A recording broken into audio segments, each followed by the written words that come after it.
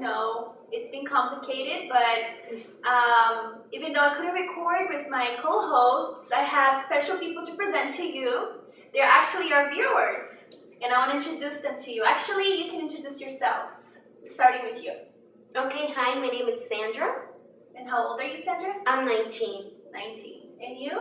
My name is Bea and I'm 13. 13. Hi, my name is Katie, I'm 21.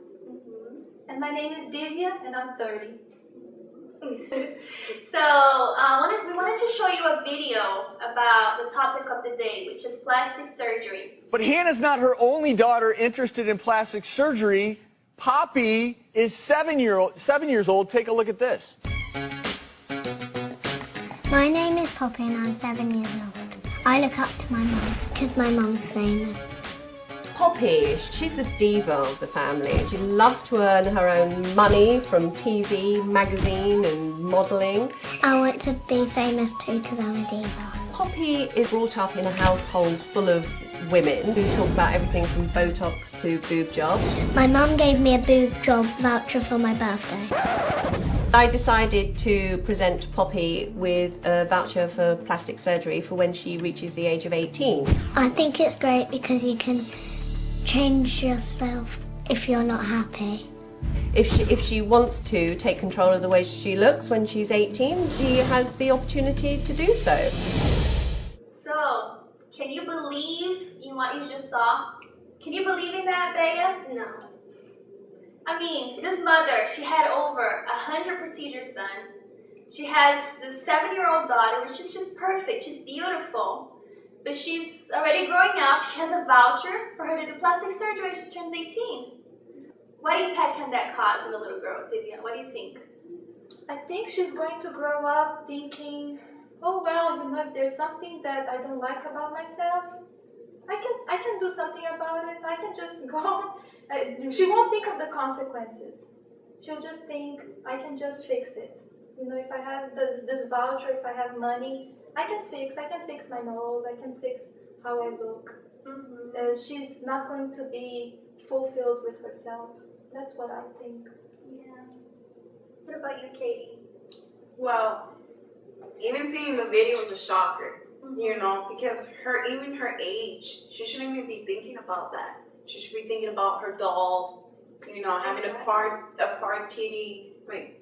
A tea party, sorry. With her dolls. Playing with her Barbie. Right. And it's like ridiculous how, and when she grows up, people are gonna start looking at her as a strange person.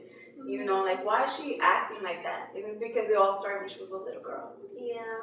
The influence of parents, it has a really, has a really big impact on their lives, their whole lives. I'm even going to talk about myself. Ever since I was maybe 5, 6 years old, I already had my parents telling me, not necessarily my parents, but family members saying, oh, I'm putting money together so when you turn 18, you can do your nose job. So I grew up insecure. I grew up as a very shy person. I was always very self-conscious about my nose, and I always thought that I was less than others because of that. I always felt ugly. I was really shy to talk to people, to meet people, because I thought I was, I was less because I need to change something about myself so I can be better, so I can be the person that would be acceptable by society. Did you guys have any experiences? Yeah, I have an experience. Well, these little spots here, people. I think they're cute.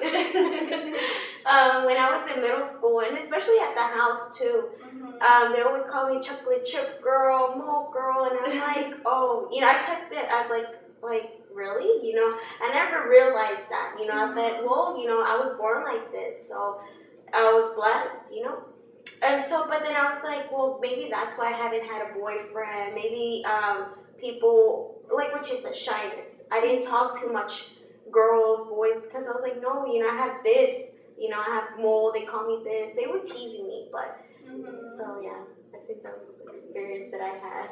Yeah, and I agree with you. That makes her cute. I see that's the thing. That's what makes her cute. And so your nose, unique. I think it makes you cute. I don't know. See, I love my nose nowadays, by the way, I grew up, having a lot of problems because of this. A lot of problems. But you know, I overcame that, and then when I look back, it's silly. In my case in school, when I had people would call me olive oil because I was Too skinny. too skinny, and that made me very complex. So I thought that I had to gain weight, and when I did gain weight, I thought I was too chubby. Then you had to. People are never happy with themselves. That's the truth, right? That's the truth. But When they're not happy inside, they're never gonna be happy on the outside. on the outside. And that's what happens, like we're talking about, you know, people, they do one plastic surgery and they think, oh, that's going to make me happy. They're never satisfied. They keep going for more and more and more and more. And they're putting their lives at risk. There's many, many deaths, you know, because of plastic surgery. And they're put the whole life at risk because of beauty. When sometimes, most of the times, like Vega was saying before the show, you know, most of them looked even better before, right? A lot of people looked even better before the plastic surgery. So that's something to think about. Well, I agree with the plastic surgery in the sense that for people who suffer accidents, Yes, exactly. people who grew up with a defect that affects their life, affects their well-being. But most people don't. They might say, well, you know, I'm gonna get plastic surgery, but they don't know the consequences. Yeah. It could go wrong, you know. It could go good in one part, but bad in the second part. So they're investing money. Getting themselves into Yeah. debt most of the time. Mm-hmm. Because one plastic surgery costs like thousands of dollars. Well, they could get a car, or they could save it for a house. You know, it's nonsense. It's like, you know, just within an hour, they want that, and past an hour, they like it, but next year, a month from now, they hate it. They're like, oh no, what did I do? And then they want to go back, and it's too late. Yeah. You know, they lose like their identity. They don't look like themselves before. They look like a whole They different look like person. Barbies, like walking Yeah. Barbies. You know, their faces are all like this. They can't even smile. They can't even smile. They don't have any more, like, what is it called? Like movement or Flexibility. Yeah, they don't have any expression. Elasticity. Yeah, Yeah. they lose expression. You don't know when they're sad, when they're happy, because it's like they're always like this. You know, I don't want to become someone like that. You know. They see artists, oh, they got their latest plastic surgery, and they want it. Oh, well, they have it. Well, They I want to it look too. like someone else. Yes, Right? and they're like, oh, it doesn't matter how much, but I want to look just But like it always starts from the inside out. You know, the persons most people that do plastic surgery is because they're not happy. They're not happy within themselves, and they think they can cover that up, you know, changing the outside. But it doesn't work like that. You have to change the inside so you can like the outside, so you can like yourself, you can love yourself. That's how it works. But many people, they try to do it the other way. They try to change the outside so they can try to fix the inside. And it's not like that. Also, have you ever noticed that you meet someone for the first time and they look very plain, sometimes they might even look ugly to your eyes, but after you get to know them, you talk to them, they become your friends, you spend time with them, somehow they start becoming beautiful to you. You look at them and whatever you thought was ugly before or plain starts becoming something beautiful. So it's just to help people understand that even the outside can change, not with a plastic surgery, but in people's eyes, when they see your character, when they see how loving you are, when they become your friends. For the people who love you, who care about you, they'll see you as a beautiful person, just for who you are. Because there's so many beautiful people out there, but they're shallow inside. You know, they're just shallow. They don't have principles, they don't have character, you know, they have bad characters, and, you know, they become ugly to you. It's the contrary. You know, they're beautiful, but because of their character, they become ugly. Yeah. So, And then like they don't have any personality. exactly. And like the people that are beautiful, if you try to have like a conversation with them, they won't have like a conversation. But like the other people that are like not beautiful, you can have like a really fun conversation, and you don't even notice their outside. You notice the inside. Because some of them, they think they're too, you know, They're too good. They're too good for you. Yeah. We're not against beautiful people here.